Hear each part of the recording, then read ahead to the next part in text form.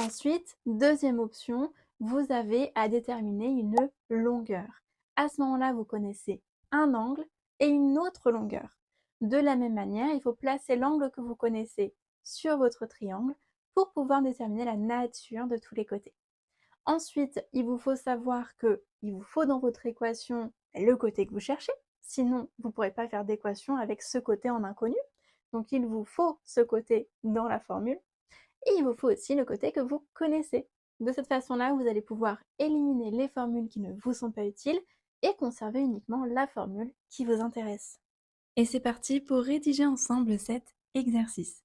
Nous connaissons notre angle BCA et nous connaissons aussi le côté opposé à cet angle. On cherche l'hypoténuse. Donc il nous faut absolument une formule avec le côté opposé et l'hypoténuse.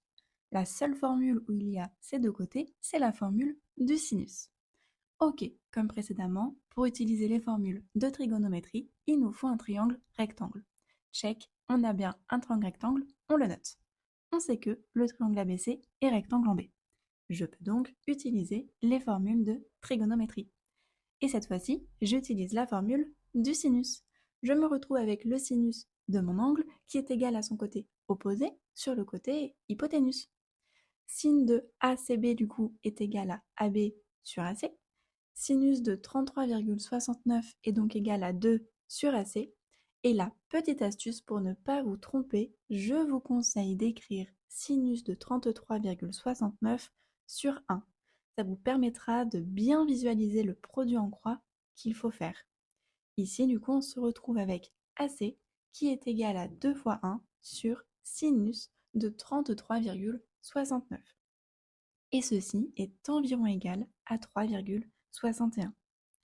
Faites bien attention, à l'oral, vous avez tendance à dire que c'est 2 fois 1 sur 33,69 et vous oubliez le sinus.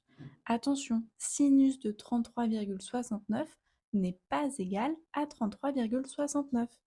33,69, c'est notre angle, et sinus de 33,69, c'est un certain nombre par le sinus qui est associé à cet angle.